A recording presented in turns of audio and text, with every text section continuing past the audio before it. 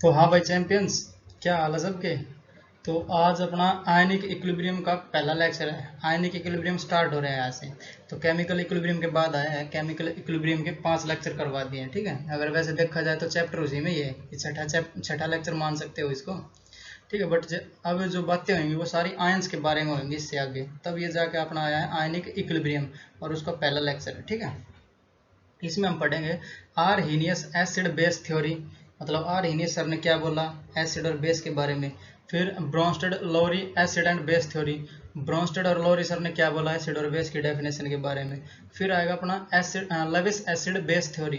तो Levi's sir ने क्या बोला एसिड और बेस के बारे में। तो वो सारी थ्योरीज आज हमें कंप्लीट करनी है। उसके बाद जो पढ़ेंगे हम वो अपना आएगा जो इक्विलिब्रियम कांस्टेंट आता है वो। अगर एसिड वाले एसिडिक रिएक्शन हुई तो के ए आ जाएगा, बेस वाली हुई तो के बी आ जाएगा, और अगर वाटर का हुआ तो के डब्ल्यू आता है वो। ठीक है, उसके बाद अपना पीएच वैल्यू आएगी। फिर आएगा अपना बफर सोल्यूशन। ठीक है, फिर साल्ट हाइड्रोलिसिस। ऐसे अपना लेक्चर चलने वाला है, समझे। तो स्टार्ट करते हैं यहीं से लेक्चर को, आयनिक इक्विलिब्रियम को आर्हीनियस बेस और एसिड से थ्योरी से। ठीक है, तो शुरू करते हैं लेक्चर को आयनिक इक्विलिब्रियम से। तो इसको समझने के लिए पहले थोड़ा बहुत हमें नॉलेज होनी चाहिए आयंस के बारे में। ठीक है, और जो इक्विलिब्रियम आया मतलब रिवर्सिबल प्रोसेस आएगी, क्योंकि इक्विलिब्रियम अचीव होता है सिर्फ रिवर्सिबल प्रोसेस में। इरिवर्सिबल में अचीव नहीं होता इक्विलिब्रियम, क्योंकि वो यूनिडायरेक्शनल है। समझ रहे हो। जैसे यहाँ पे मैं एक बना देता हूँ, जो आयंस लेने पड़ेंगे क्योंकि आयनिक इक्विलिब्रियम पढ़ रहे हैं। तो मैं एक ले लेता हूँ यहाँ पे कैटायन और एक ले लेता हूँ एनायन। और मान लेते हैं ये हमें दे रहे हैं A B.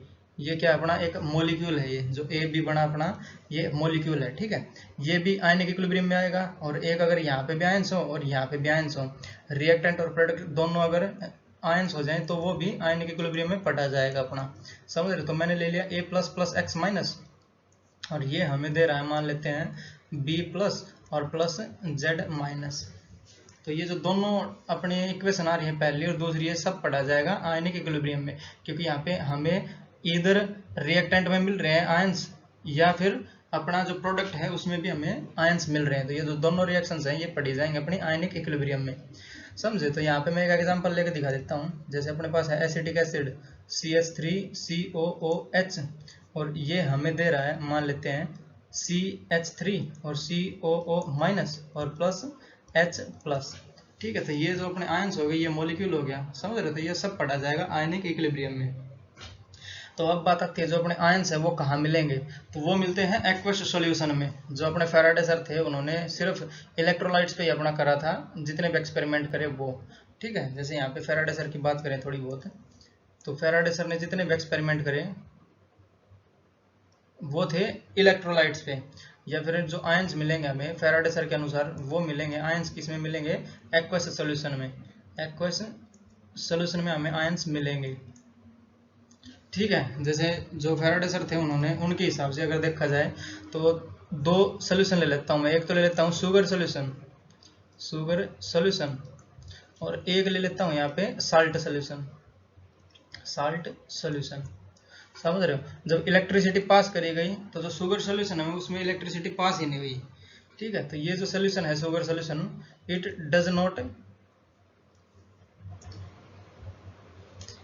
Does not conduct electricity. It does not it does not conduct electricity. ठीक है, अगर ये इलेक्ट्रिसिटी कंडक्ट नहीं कर रहे तो इनको बोला गया नॉन इलेक्ट्रोलाइट्स। ठीक है, और जो साल्ट सोल्यूशन है इसके अंदर हमने अगर इलेक्ट्रिसिटी पास करी तो इसमें से इलेक्ट्रिसिटी पास हुई। ठीक है, तो इट कंडक्ट्स इलेक्ट्रिसिटी। जो साल्ट सोल्यूशन है इसका अगर लिखे हम तो it conducts electricity, it conducts electricity. समझ रहे हो। तो जो साल्ट सोल्यूशन में इसमें हमें आयंस मिलेंगे, और जो ये शुगर सोल्यूशन है इसमें आयंस नहीं मिलेंगे, इसमें सिर्फ मॉलिक्यूल मिलेंगे हमें। और जो साल्ट सोल्यूशन है उसमें हमें आयंस मिलेंगे, क्योंकि जो आयंस हैं वही करंट को फ्लो करवा सकते हैं। समझ रहे हो। जैसे यहाँ पे देखा जाए तो जो पहले वाला होगा इसको बोला गया नॉन इलेक्ट्रोलाइट, जो इलेक्ट्रिसिटी के पास नहीं कर सकता वो नॉन इलेक्ट्रोलाइट। तो यहाँ पे थोड़ा और नीचे लिख देता हूँ यहाँ पे। जैसे जो शुगर सोल्यूशन है वो नॉन इलेक्ट्रोलाइट है, शुगर सोल्यूशन, शुगर सोल्यूशन ये देखा गया क्योंकि इलेक्ट्रिसिटी पास नहीं करता तो इनको बोला गया नॉन इलेक्ट्रोलाइट। Non electrolyte. और जो देखा गया कौन सा अपना जो सॉल्ट सोल्यूशन हो गया वो कंडक्ट करता है इलेक्ट्रिसिटी को, सॉल्ट सोल्यूशन, तो इनको बोला गया इलेक्ट्रोलाइट। इनको इलेक्ट्रोलाइट बोला गया क्यों? क्योंकि ये अपने अंदर से इलेक्ट्रिसिटी पास कर देते हैं, इनके पास फ्री आयंस मिलेंगे हमें, ठीक है। सॉल्ट सोल्यूशन के पास मिलते हैं हमें फ्री आयंस, फ्री आयंस, समझे। और जो अपना ये शुगर सोल्यूशन है, फिर जो नॉन इलेक्ट्रोलाइट्स है उसमें हमें आयंस नहीं मिलते, समझे। तो जैसे हमें पढ़ना है आयनिक इक्विलिब्रियम, तो जो अपने नॉन इलेक्ट्रोलाइट्स हैं उस केस में हमें आयंस मिलेंगे नहीं, तो उस केस में आयनिक इक्विलिब्रियम भी नहीं मिलेगा, तो इसकी स्टडी हमें नहीं करनी। जो नॉन इलेक्ट्रोलाइट है इसकी स्टडी हम यहाँ पे नहीं करेंगे, क्यों? क्योंकि यहाँ पे हमें आयंस ही नहीं मिलेंगे, आयंस नहीं मिलेंगे तो उसका इक्विलिब्रियम कहाँ से मिलेगा, ठीक है। और हमें पढ़ना है आयनिक इक्विलिब्रियम, तो हमें ये मिलेगा नहीं, तो इसकी बात हम नहीं करेंगे। जो सारी बातें होंगी अपनी वो इलेक्ट्रोलाइट या फिर साल्ट सोल्यूशन जिसमें इलेक्ट्रोलाइट हमें जिसमें आयंस मिलेंगे, जैसे यहाँ पे लिख दिया मैंने फ्री आयंस इसमें मिलेंगे, तो इसमें करेंगे क्योंकि हमें आयंस चाहिए थे और आयंस इसमें मिल रहे हैं, जब जाके हमारा आयनिक इक्विलिब्रियम मिल जाएगा हमें, समझ रहे हो। तो इसकी बातें करेंगे हम यहाँ पे, इसमें टिक का मार्क लगा दिया मैंने ये। तो जो अपना जो इलेक्ट्रोलाइट्स है उसका हुआ क्लासिफिकेशन, ठीक है। तो दो प्रकार के अपने पास इलेक्ट्रोलाइट होते हैं, या फिर यहाँ पे लिख देता हूँ क्लासिफिकेशन ऑफ इलेक्ट्रोलाइट्स।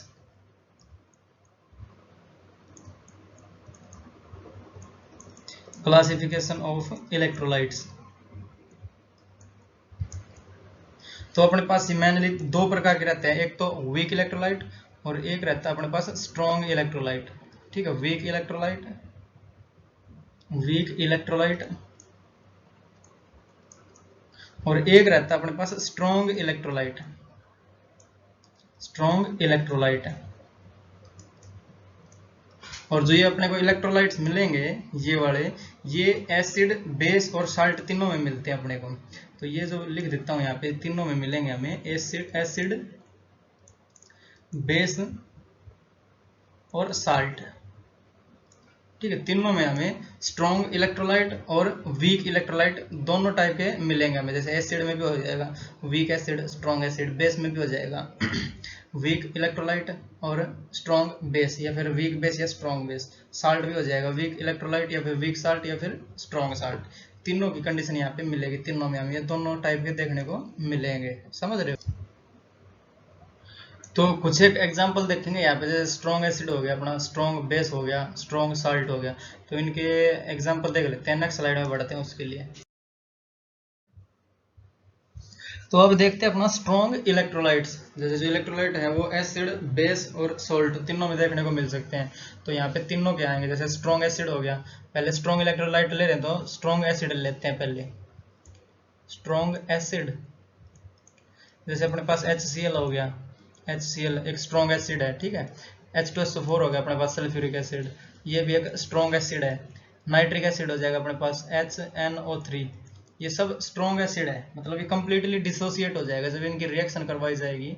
जैसे यहाँ पे बता देता हूँ इसको, HCl है अपने पास, HCl, तो ये देगा हमें H प्लस और प्लस Cl माइनस, ये जो है इरिवर्सिबल प्रोसेस है, मतलब 1 मिलीसेकंड में ही हो जाएगा, खटाक से हो जाएगी, इसमें इक्विलिब्रियम अचीव ही नहीं होगा हमें, क्योंकि स्ट्रॉन्ग एसिड है, हाइड्रोजन H प्लस आयंस और Cl माइनस में टूट जाएगा ये कंप्लीटली। तो यहाँ पे हम लिखेंगे 100% डिसोसिएशन होएगा इसका, या फिर नियरली 100% कर दो इसका, तो नियरली 100% डिसोसिएशन हो जाएगा, नियरली 100% डिसोसिएशन, समझ रहे हो किसका? स्ट्रॉन्ग एसिड, स्ट्रॉन्ग बेस और स्ट्रॉन्ग साल्ट का, तीनों का 100% डिसोसिएशन हो जाएगा। मतलब जो अल्फा की वैल्यू अपनी, जो डिग्री ऑफ डिसोसिएशन होता है अपना DOD, डिग्री ऑफ डिसोसिएशन यानी अल्फा, उसकी वैल्यू नियरली 1 हो जाएगी, मतलब कंप्लीटली ओवर हो जाएगी, जो रिएक्शन है कंप्लीटली 100% डिसोसिएशन हो जाएगा इसका, यानी नियरली 1 है इसकी वैल्यू, अगर 100% होता है तो उसकी वैल्यू नियरली 1 होती है, जो पिछले लेक्चर में मैंने बहुत बार पढ़ाया है इसको। तो डिग्री ऑफ डिसोसिएशन क्या है?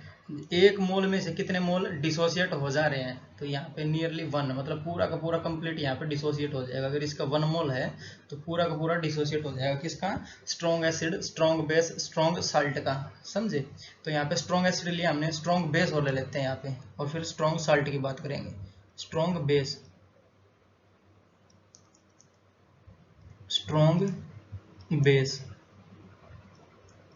जो अपने पास ग्रुप 1 और 2 है उसके ऑक्साइड्स और उसके हाइड्रोक्साइड सारे स्ट्रॉन्ग बेस हैं, समझ रहे हो। जैसे इनका एग्जांपल की बात करें हम यहाँ पे, तो अपने पास हो जाएगा ये NaOH, NaOH और KOH, मतलब ये जो पहला ग्रुप है और दूसरा ग्रुप है उसके ऑक्साइड और उसके हाइड्रोक्साइड, ये सारे स्ट्रॉन्ग बेस माने जाते हैं अपने, ठीक है। ये कंप्लीटली डिसोसिएट हो जाते हैं, ये देखा गया है अपने लैब्स में।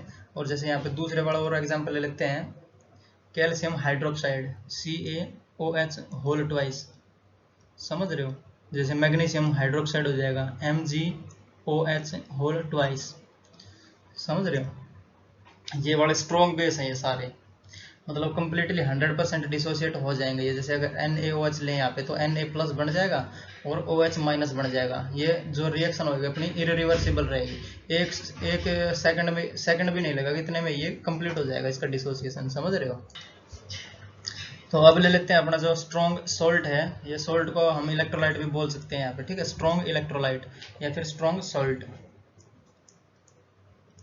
स्ट्रॉन्ग सॉल्ट या फिर इलेक्ट्रोलाइट, ठीक है। स्ट्रॉन्ग सॉल्ट कौन सा होगा, या फिर वो स्ट्रॉन्ग एसिड में से आ जाए उसका एक पार्ट, या फिर एक पार्ट उसका स्ट्रॉन्ग बेस में से हो जाए। अगर एक भी चीज उसकी स्ट्रॉन्ग है तो वो स्ट्रॉन्ग साल्ट होएगा अपना। जैसे यहाँ पे HCl ले लेता हूँ, NaCl ले लेता हूँ यहाँ पे मैं, ठीक है। NaCl एक सॉल्ट अपना, सोडियम क्लोराइड।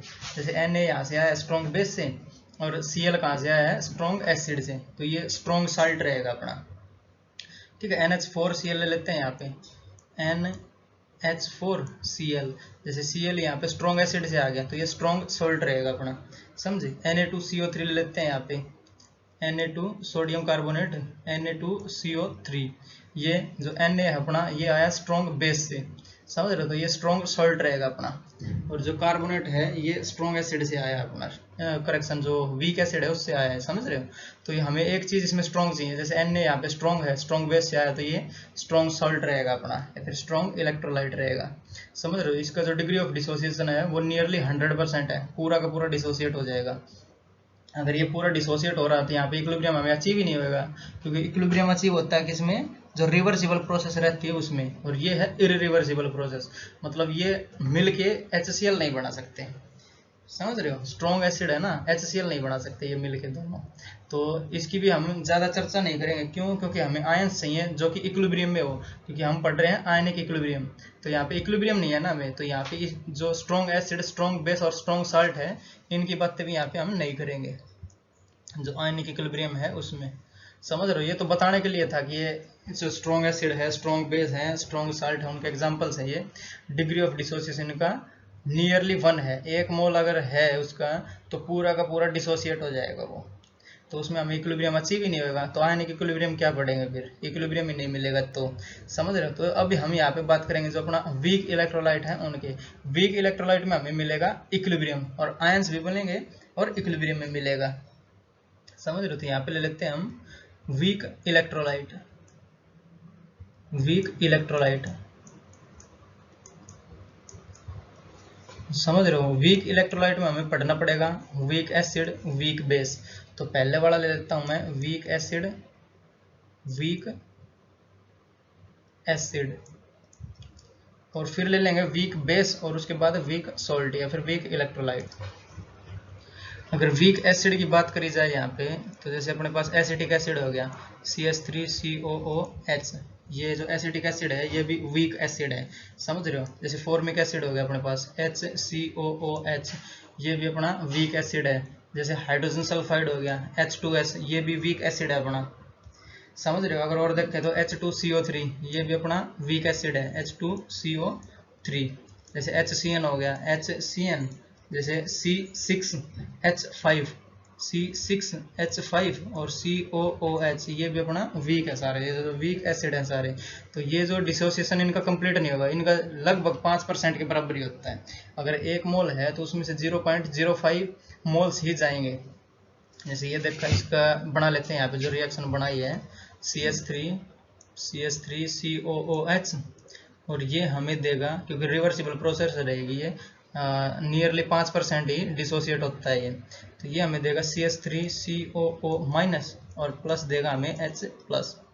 समझ रहे हो, रिवर्सिबल लिखा है, ये जो 5% डिसोसिएट होता है, नियरली 5% डिसोसिएशन, 5% डिसोसिएशन, 5% डिसोसिएशन,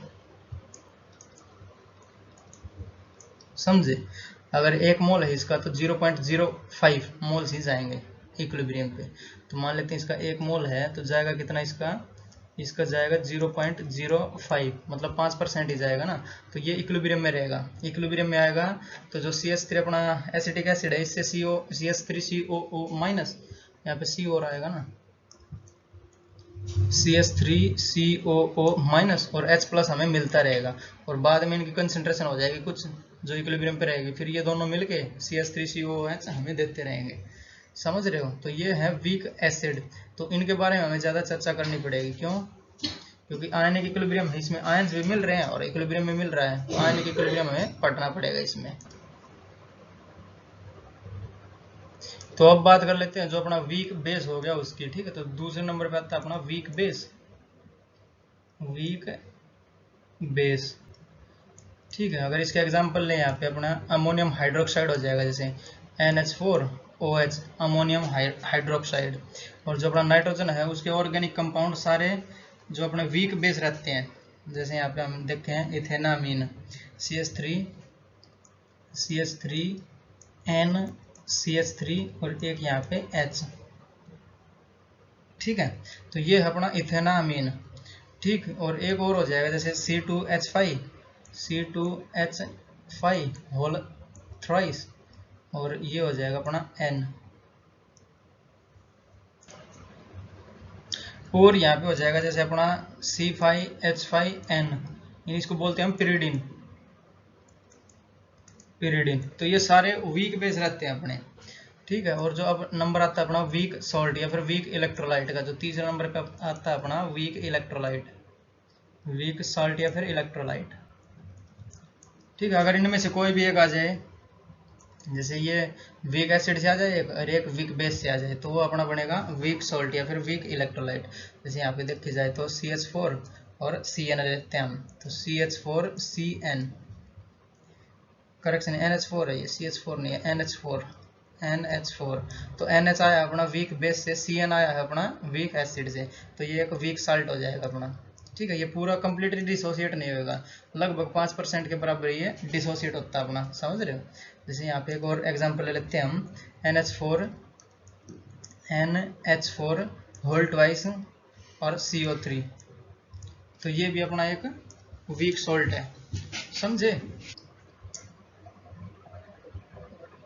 तो अब हमारे पास जो चुनौती आती है वो आती है कि हमें बेस और एसिड को कैसे डिफाइन करेंगे, ठीक है। ये एसिड है या फिर बेस है, वो कैसे हमें पता चलेगा। तो इनके लिए डिफरेंट केमिस्ट ने अपनी अपनी परिभाषाएं दी या डिफाइन करा उन्होंने। जैसे पहले हम पढ़ेंगे Arrhenius concept of acid and base, फिर आएगा Bronsted Lowry concept of acid and base, और फिर आएगा अपना Lewis theory of acid and base. तो पहले हम पढ़ेंगे यहाँ पे आर्हेनियस कंसेप्ट, ठीक है। बढ़ेंगे नेक्स्ट स्लाइड पे। तो अब देखते हैं अपना Arrhenius concept of acid and base. तो इन्होंने क्या बताया इनके डेफिनेशन के बारे में। इन्होंने बताया एसिड के लिए, एसिड वो है, ACID, एसिड वो है जो एक्वस सॉल्यूशन में हाइड्रोनियम आयन या फिर H प्लस आयन्स फर्निश करें, ठीक है। एसिड वो है जो एक्वस सॉल्यूशन में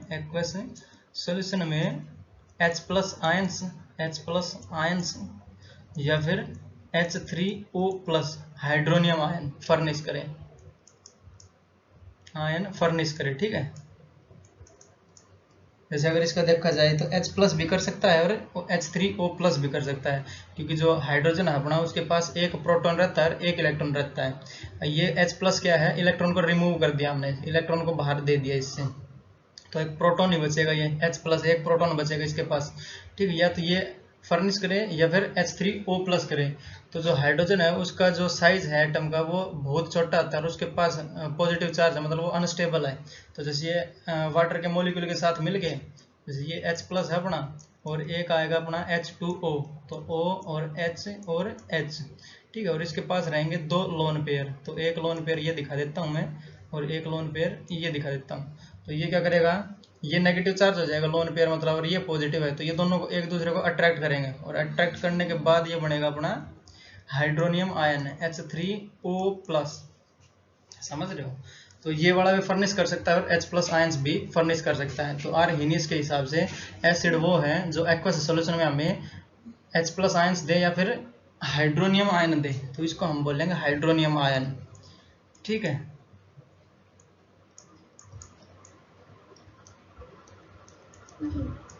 hydronium ion.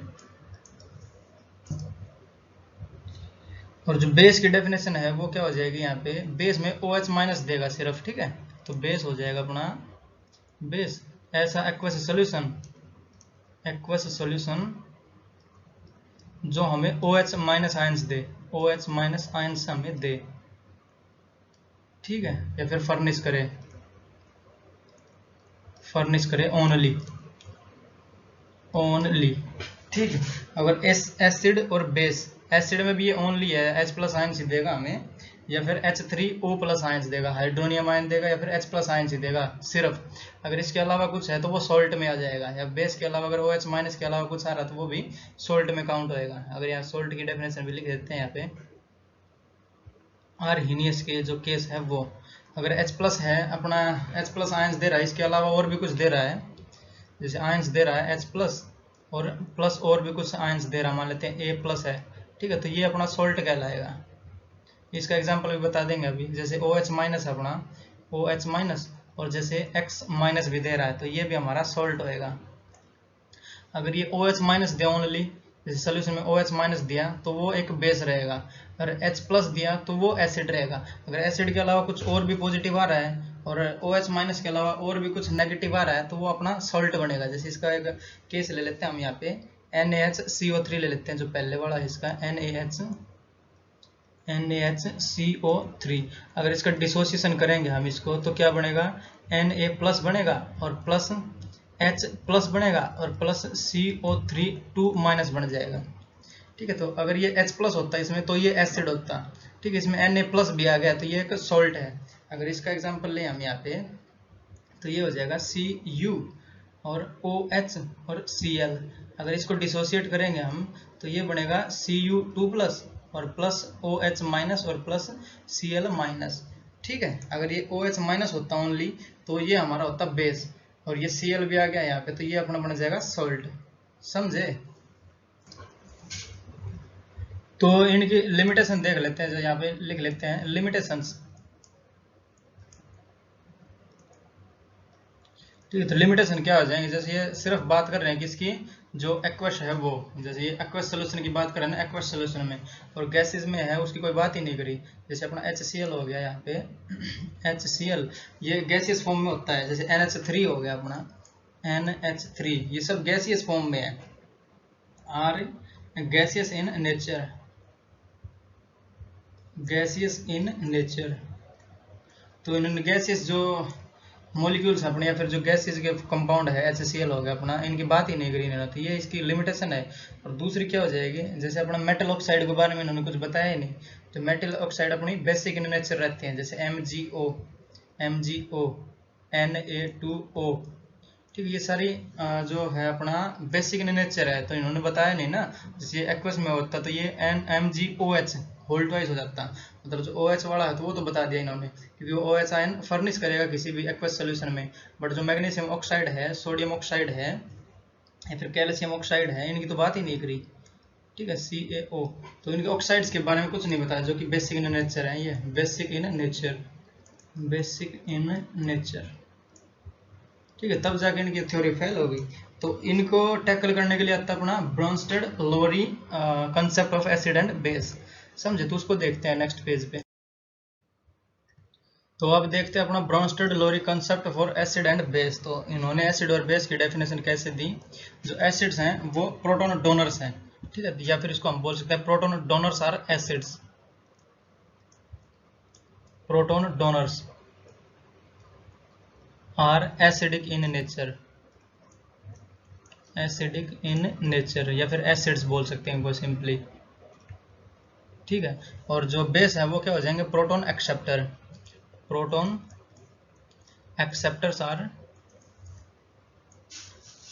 Acceptors are basic in nature, या फिर बेसिक इन नेचर, या फिर इसको हम बोल सकते हैं बेस कहलाएंगे ये। ठीक है, जैसे अगर एग्जांपल ले हम यहाँ पे HCl का ले लेते हैं। HCl है अपने पास, HCl, और इसकी हम रिएक्शन करवा देते हैं H2O के साथ। ये जैसे स्ट्रॉन्ग एसिड है तो कम्प्लीटली डिसोसिएट हो जाएगा ये 100%, मतलब इरिवर्सिबल प्रोसेस बनेगी ये। तो एक बनेगा अपना हाइड्रोनियम आयन H3O+, और प्लस बनेगा अपना Cl-। ठीक है, तो HCl से H लूज हो गया यहाँ पे, ठीक है, तो इसने डोनेट कर दिया H, तो ये हो जाएगा अपना। और जो H2O ने ले लिया है यहाँ पे, तो ये एक्सेप्ट कर रहा है, H2O ने यहाँ पे एक्सेप्ट करा है, तो ये बनेगा अपना बेस। किसके हिसाब से? ब्रोंस्टेड-लोरी के हिसाब से। जो एक्सेप्टर है, प्रोटॉन एक्सेप्टर, वो बेस रहेंगे। तो इसने एक H+ आयन एक्सेप्ट करा है ना, H3 बन गया ये, और प्लस चार्ज आ गया इसके पास, तो ये हो जाएगा अपना बेस, ठीक है। और इसने H+ लूज करा है या फिर डोनेट करा है, तो ये हो जाएगा अपना एसिड। HCl एसिड है ना, तो ये हो जाएगा अपना एसिड, प्रोटॉन डोनर। इसको हम लिख सकते हैं एसिड, समझे? या और अच्छे से लिखना चाहो तो यहाँ पे लिख सकते हैं पहले जो प्रोटॉन डोनर है ये, तो प्रोटॉन डोनर ये हो जाएगा अपना एसिड, और प्रोटॉन एक्सेप्टर हो जाएगा अपना बेस। H2 ने एक्सेप्ट करा है यहाँ पे H, तो प्रोटॉन क्या है? जो H+ है वो प्रोटॉन है ना, H+, ये एक प्रोटॉन है, क्योंकि हाइड्रोजन के पास क्या रहता है? एक प्रोटॉन रहता है और एक रहता है अपना इलेक्ट्रॉन। तो इलेक्ट्रॉन हमने यहाँ से निकाल दिया ये, तो सिर्फ बचा एक इलेक्ट्रॉन निकाला, तो पॉजिटिव चार्ज आएगा इस पे, तो बचा क्या? प्रोटॉन। जो अपना हाइड्रोजन, उसके न्यूक्लियस में एक प्रोटॉन रहता है और उसके 4 और एक इलेक्ट्रॉन चेक करता रहता है, समझे? तो ये है अपना एक प्रोटॉन। तो प्रोटॉन डोनर हो जाएंगे एसिड, और प्रोटॉन एक्सेप्टर हो जाएंगे अपने बेस। इसने यहाँ करा, H2O ने प्रोटॉन एक्सेप्ट करा, तो ये बेस बन जाएगा यहाँ पे, समझ रहे हो? तो यहाँ पे क्वेश्चन अराइज होता है अपना, जो NH3 है वो बेस नहीं है आर्हीनियस के हिसाब से, but NH3 is a base according to Bronsted Lowry. क्यों? ठीक है, जो यहाँ पे क्वेश्चन लिख लेता हूँ इसको। क्वेश्चन है अपना why NH3 is not a base by Arrhenius, या फिर अकॉर्डिंग टू Arrhenius, ठीक है। But NH3 is a base according to Bronsted Lowry, according to Bronsted Lowry BL, ठीक है, ब्रोंस्टेड-लोरी Y। तो हमें बताना है ऐसा क्यों है। जो Arrhenius है उसके हिसाब से ये बेस नहीं है, क्यों? जैसे उनके हिसाब से Arrhenius की जो डेफिनेशन थी, उन्होंने क्या बताया? जो OH- आयन फर्निश करे किसी भी एक्वस सॉल्यूशन में, जो NH3 है यहाँ पे OH- आयन फर्निश ही नहीं करेगा, तो इसलिए Arrhenius के हिसाब से ये बेस है नहीं। और ब्रोंस्टेड-लोरी के हिसाब से क्या है?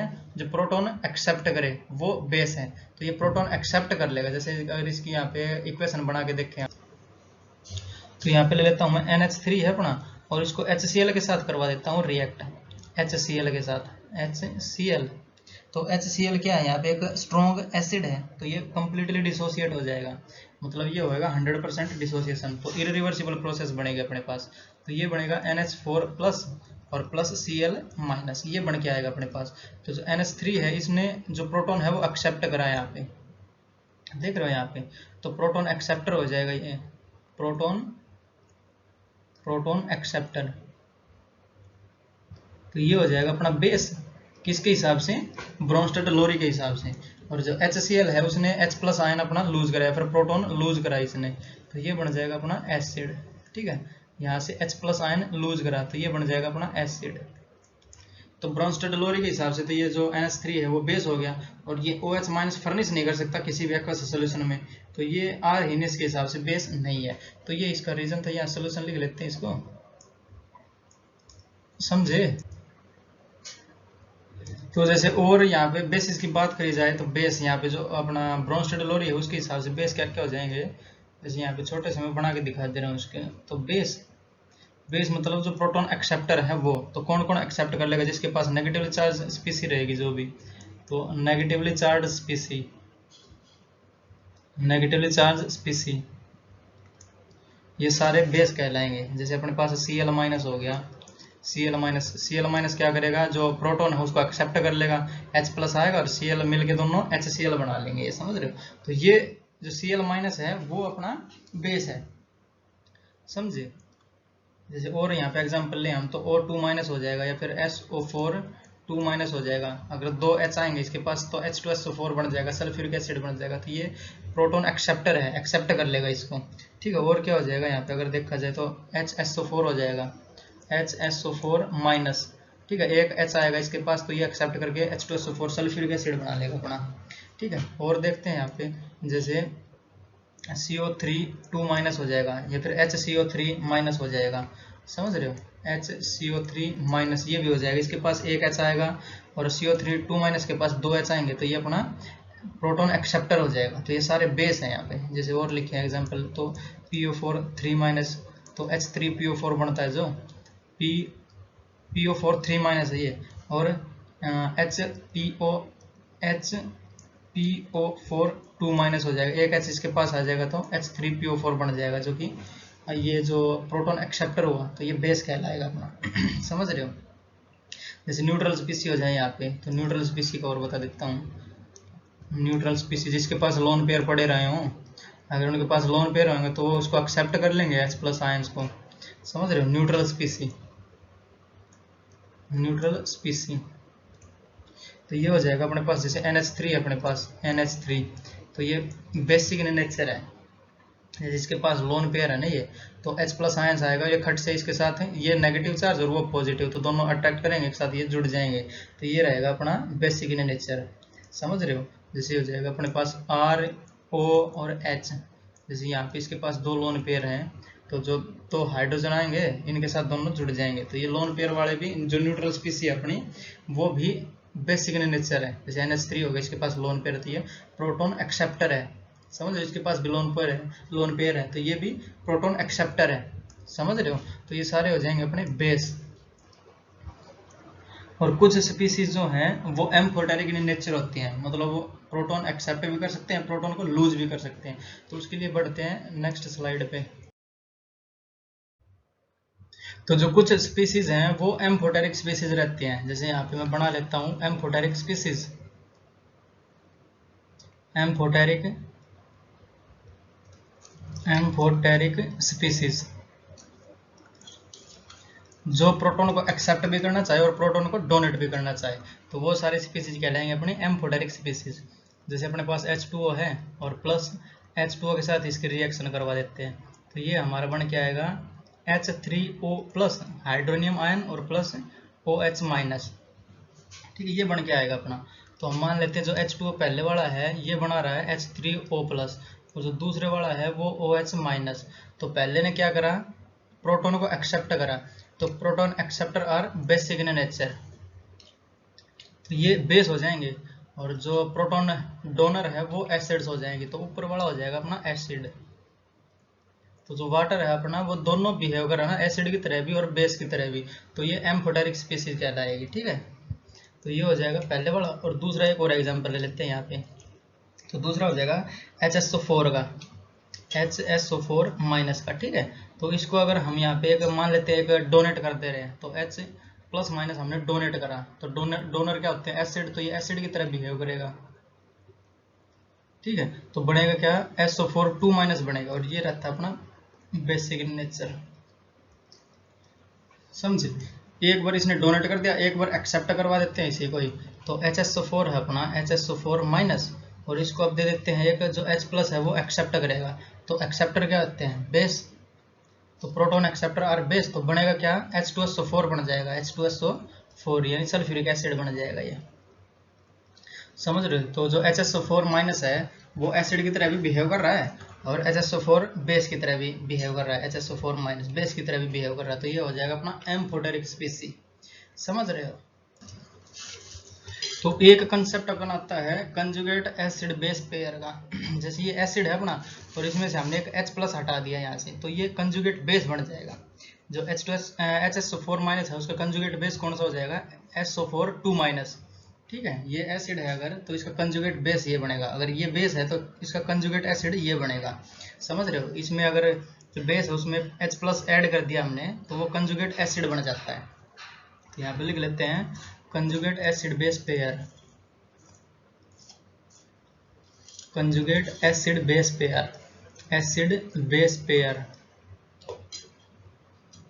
ठीक है। एग्जाम्पल 2 तो ये हो गया अपने, जैसे ये वाला है तो इसका जो एसिड है ये, इसका कंजुगेट बेस बनेगा ये, क्योंकि बेसिक बन जा रहा है ना बाद में, जैसे 2 माइनस है अपना, तो ये क्या चाहता है, इलेक्ट्रॉन को जो अपना प्रोटॉन है उसको एक्सेप्ट करना चाहता है, प्रोटॉन एक्सेप्टर आर बेसिस, ठीक है, बेस। जैसे और यहाँ पे एग्जाम्पल ले लेते हैं हम H2CO3, तो येलो पेन ले लेता हूँ यहाँ पे मैं H2CO3 और मैं इसकी रिएक्शन करवा देता हूँ H2O के साथ, H2O, तो ये हमें देगा H3O+ यानी हाइड्रोनियम आयन देगा H3O+ और प्लस हमें देगा HCO3 माइनस, HCO3 माइनस, समझ रहे हो। तो ये हमें मिलेगा, तो H2O से तो बना H3O+, तो इससे बना H3O+, ये तो ऊपर से दिखा देता हूँ इसको, ये बना H3O+ और नीचे से क्या बना HCO3 माइनस, क्योंकि एक इसका हाइड्रोजन लूज हो गया, ये इसने डोनेट कर दिया। तो जो प्रोटॉन डोनर्स हैं वो एसिड्स रहते हैं, तो ये रहेगा अपना एसिड, कौन से वाला, ये वाला एसिड रहेगा और ये इसका कंजुगेट बेस बन जाएगा, ये बेस बन जाएगा अपना। और जो H2O है इसने प्रोटॉन एक्सेप्ट करा तो ये बेस बन जाएगा, प्रोटॉन एक्सेप्टर्स आर बेस। और इसका जो पेयर रहेगा ये है अपना एसिड, ठीक है, कंजुगेट एसिड बोलेंगे इसको, क्योंकि बेस से ये बन रहा है एसिड, तो ये बोलेंगे हम कंजुगेट एसिड। और इसको बोलेंगे हम जो HCO3 माइनस है इसको कंजुगेट बेस बोलेंगे, क्योंकि एसिड और बेस पेयर है ना, तो ये एसिड हो गया तो ये होगा कंजुगेट बेस, ठीक है। HCO3 माइनस को हम बोलेंगे कंजुगेट बेस, समझे। जैसे और एग्जांपल ले लेते हैं, यहाँ पे हम NH3 है, NH3 तो दूसरे वाला एग्जांपल है ये, ठीक है, तो वो पहले वाला मान लो इसको, और ये हो जाएगा अपना दूसरा। NH3 है, H2O के साथ रिएक्ट करेगा ये H2O, तो ये हमें देगा, एक तो ये देगा OH माइनस और एक देगा NH4+, NH4+ देगा और प्लस OH माइनस देगा। तो ये NH3 है, ये बन रहा है NH4+ बन रहा है, ठीक है। तो मतलब इसने एक प्रोटॉन को एक्सेप्ट करा है, तो प्रोटॉन एक्सेप्टर क्या है, बेस रहते हैं, तो ये हो जाएगा अपना बेस। और अगर दूसरी तरफ से देखे जाए तो इसने एक जो प्रोटॉन है वो लूज करा है, तो ये एसिड बनेगा ना वैसे, तो बेस और एसिड, तो ये कंजुगेट एसिड बोला जाएगा, क्योंकि ये दोनों पेयर में बन रहे हैं ना, तो ये बोला जाएगा अपना कंजुगेट एसिड, क्योंकि इसने अगर दूसरी तरफ से देखे तो इसने एक जो प्रोटॉन है अपना वो डोनेट करा है, ठीक है। और जो H2O है, H2O उसने क्या करा, एक जो हाइड्रोजन है प्रोटॉन है वो लूज करा है यहाँ पे, तो प्रोटॉन डोनेट करा है, ये कहलाएंगे अपने एसिड। तो H2O यहाँ पे एसिड की तरह बिहेव करेगा और ये क्या हो जाएगा, कंजुगेट बेस बन जाएगा OH माइनस, समझ रहे हो। तो ये हो जाएगा अपना कंजुगेट बेस। तो ये था अपना कंजुगेट एसिड बेस पेयर। तो यहाँ पे कुछ एक स्पीसीज ले लेते हैं, उनका जो कंजुगेट एसिड बेस पेयर है वो देखते हैं क्या होएगा। तो यहाँ पे स्पीसी लिख लेता हूँ मैं, तो एक डब्बा बना लेता हूँ, पहले लेता हूँ ये स्पीसी, और यहाँ पे कंजुगेट एसिड और यहाँ पे कंजुगेट बेस हमें बताना है। स्पीसी लेंगे 2-3, जैसे HCO3 माइनस लिया मैंने, HCO3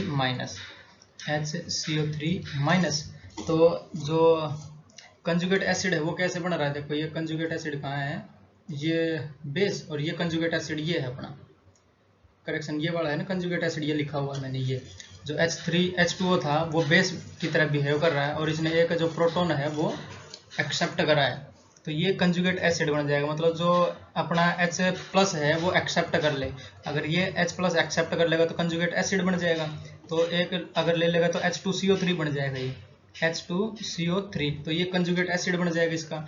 अगर कंजुगेट बेस की बात करें तो एक H प्लस है वो डोनेट करना चाहिए इसने, तो ये डोनेट करेगा तो CO3 2 माइनस बन जाएगा, ये CO3 2 माइनस। जैसे यहाँ पे दिखा देता हूँ, कंजुगेट बेस ये बन रहा है ना, जैसे इसके पास H2CO3 था, एक 2 H थे इसके पास, और इसने एक H लूज कर दिया, तो एक बनेगा अपने पास, और इसमें से क्या है, इसको भी एक H लूज करना पड़ेगा, जब भी तो कंजुगेट बेस बनेगा, क्योंकि जो प्रोटॉन डोनर्स हैं वो रहते हैं अपने एसिड्स, तो ये डोनेट करेगा तो एसिड रहेगा, ये डोनेट कर रहा है।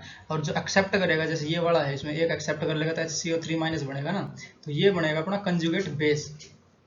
जैसे इसमें देखा, एक हाइड्रोजन इसने या फिर एक प्रोटॉन इसने डोनेट कर दिया यहाँ से, तो ये कंजुगेट बेस बना यहाँ पे, जो HCO3 माइनस है वो।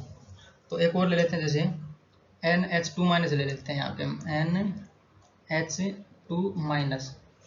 तो कंजुगेट एसिड क्या हो जाएगा, अगर ये एक जो हाइड्रोजन है वो एक्सेप्ट कर रहा है, तो क्योंकि ये बेस रहेगा ना, जो एक्सेप्ट करेगा वो बेस रहेगा, और बेस से बनेगा जो कंजुगेट एसिड। देखो जैसे ये वाला NH3 है, ये बेस है यहाँ पे, और ये क्या कर रहा है, एक हाइड्रोजन इसने एक्सेप्ट करा है, 3 थे, एक 4 होगा ना, एक प्रोटॉन एक्सेप्ट करा, तो ये कंजुगेट एसिड बना है इसका, तो इसको भी एक हाइड्रोजन जो है वो एक्सेप्ट करना पड़ेगा, तो NH3 बन जाएगा ये।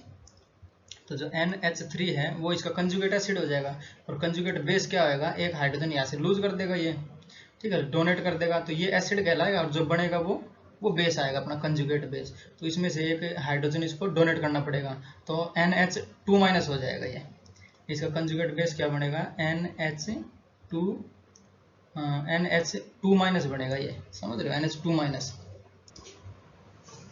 समझे इतना।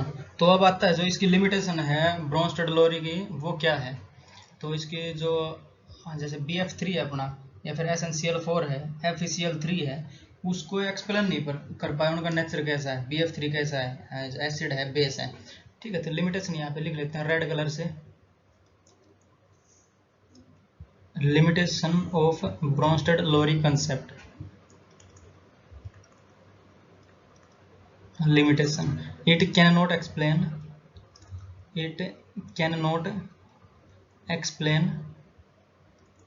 nature of BF3 SnCl4 और FeCl3 SnCl4 FeCl3 एटसेट्रा, तो इनके बारे में बता ही नहीं पाए, ये बेस है, एसिड है, क्या चीज़ है, ठीक है। तो ये लिमिटेशन हो जाएगी। तो अब आएगी अपनी लेविस कंसेप्ट आएगा इसके, जो एसिड और बेस को बताएगा, वो बढ़ेंगे नेक्स्ट स्लाइड। तो अब देखते हैं अपना Lewis concept of acid and base, तो इन्होंने कैसे डिफाइन करा एसिड और बेस को। तो ये जो थ्योरी आई थी अपनी, ये 1923 में आई थी, 1923 में, जो कि अपनी है इलेक्ट्रॉन थ्योरी। इलेक्ट्रॉन अगर एक्सेप्ट हो रहा है या फिर इलेक्ट्रॉन डोनेट कर रहा है कोई स्पीसी, उनके बारे में बताया इन्होंने, वो एसिड और बेस कहलाएंगे। जैसे एसिड की अगर डेफिनेशन लिखें इनके हिसाब से, तो acids are electron acceptor, acids are electron acceptors, ठीक है। और बेस क्या हो जाएंगे, bases are electron donor, bases are electron donor. जैसे जो ब्रोंस्टेड-लोरी था, उन्होंने क्या कहा था, जो H प्लस आयन डोनेट करे, तो डोनेट करेगा तो वो हो जाएगा अपना एसिड। जो ब्रोंस्टेड-लोरी सर ने बताया, BL थ्योरी ने, जो H प्लस डोनर है तो वो हो जाएंगे अपने एसिड्स, और जो H प्लस एक्सेप्टर है वो हो जाएंगे अपने बेस, ठीक है। तो H प्लस डोनर मतलब H प्लस को लूज कर रहा है, वो लूज कर रहा है तो एसिड बना वो। तो इसमें क्या है, इलेक्ट्रॉन को एक्सेप्ट कर रहा है, ये लूज कर रहा है, या फिर इलेक्ट्रॉन को यहाँ पे एक्सेप्ट भी कर सकता है, जैसे पॉजिटिव चार्ज है तो इलेक्ट्रॉन को एक्सेप्ट भी कर लेगा, अगर इलेक्ट्रॉन को एक्सेप्ट कर लेगा तो ये एसिड हो जाएगा। जैसे ये जो H प्लस एक्सेप्टर है, मतलब जो पॉजिटिव है उसको एक्सेप्ट कर रहा है, मतलब नेगेटिव को डोनेट कर रहा है, तो इलेक्ट्रॉन को डोनर जो हो जाएंगे वो अपने बेस कहलाएंगे। जैसे इलेक्ट्रॉन डोनर क्या हो जाएंगे यहाँ पे, बेस, किसके हिसाब से, लेविस कंसेप्ट के हिसाब से, समझ रहे हो। तो अगर और देखा जाए तो एसिड क्या हो जाएंगे, यहाँ पे एसिड लिख लेता हूँ, यहाँ पे बेस लिख लेता हूँ, या फिर लेविस एसिड लिख लेता हूँ, लेविस एसिड, और यहाँ पे लिख लेता हूँ मैं लेविस बेस, लेविस बेस, ठीक है। लेविस एसिड क्या हो जाएंगे, जो पॉजिटिवली चार्ज है, जो पॉजिटिवली चार्ज रहेंगे वो इलेक्ट्रॉन को एक्सेप्ट करना चाहेंगे। जैसे पॉजिटिवली चार्ज स्पीसी अपनी H प्लस हो जाएगा, ठीक है, H3O+ हो जाएगा, समझे, Cu2+ हो जाएगा, ठीक है, और हो जाएगा अपना Ag+। तो ये सारे प्लस है ना, पॉजिटिवली चार्ज स्पीसी हैं, तो ये क्या चाहेंगे, इलेक्ट्रॉन को एक्सेप्ट करना, तो ये लेविस एसिड बनेंगे। ठीक है। लेविस बेस क्या हो जाएंगे, जो इलेक्ट्रॉन को डोनेट करना चाहे, जैसे जिनके ऊपर नेगेटिव चार्ज हो, जिनके पास नेगेटिव चार्ज हो, जैसे Cl- हो जाएगा, समझ रहे हो, Br- हो जाएगा, O2- हो जाएगा, O2-, ठीक है, जैसे NO3- हो जाएगा, NO3-, और HSO3- हो जाएगा, HSO3-। ये सब क्या चाहते हैं, इलेक्ट्रॉन को डोनेट करना चाहते हैं ये, क्योंकि इनके पास इलेक्ट्रॉन की भरमार है ना, जब भी तो नेगेटिव चार्ज आ रहा है, तो ये चाहते हैं इलेक्ट्रॉन को डोनेट करना। इलेक्ट्रॉन को डोनेट करना चाह रहे हैं तो ये हो जाएंगे बेस, समझे। जैसे लेविस एसिड और क्या हो जाएगा, जिसके पास इलेक्ट्रॉन डेफिशिएंट स्पीसी हो, तो यहीं पे लिख देता हूँ, जो ये पहला हो जाएगा अपना, और दूसरा हो जाएगा electron deficient स्पीसी, electron deficient, electron deficient, electron deficient स्पीसी हो। जैसे BF3 है अपना, BF3 जो इलेक्ट्रॉन डेफिशिएंट स्पीसी है, BF3, जैसे ये B और 1 2 और ये 3, F F और F। जैसे बोरॉन के पास 6 इलेक्ट्रॉन हुए, 1 2 3 4 5 और 6, बट इसको ऑक्टेट पूरा करना तो 2 इलेक्ट्रॉन यहाँ पे डेफिशिएंट है, तो ये भी कहलाएगा अपना एसिड है, एसिडिक इन नेचर रहेगा। जो BF3 है ये एसिडिक इन नेचर है, एसिडिक, ठीक है, BF3। ऐसे ही SnCl4 हो जाएगा, AlCl3 हो जाएगा, ये सारे इलेक्ट्रॉन डेफिशिएंट स्पीसी हैं। तो ये सारे जो इलेक्ट्रॉन डेफिशिएंट स्पीसी हैं, फिर पॉजिटिवली चार्ज स्पीसी हैं, वो सारे एसिड्स रहेंगे अपने, ठीक। और जैसे ये जो अपना, ये तो हो गया जो जिसके पास नेगेटिवली चार्ज है, और एक लोन पेयर हो जिसके पास एक्स्ट्रा, ठीक है। तो ये जो पहला पॉइंट, और ये दूसरा पॉइंट, जो लोन पेयर हो, लोन पेयर, जिस स्पीसी के पास लोन पेयर हो जाए, लोन पेयर स्पीसी, जैसे अपने पास NH3 ले लें हम, तो NH3 इसके पास एक लोन पेयर रहता है, तो ये हो जाएगा अपना लेविस बेस, ठीक है।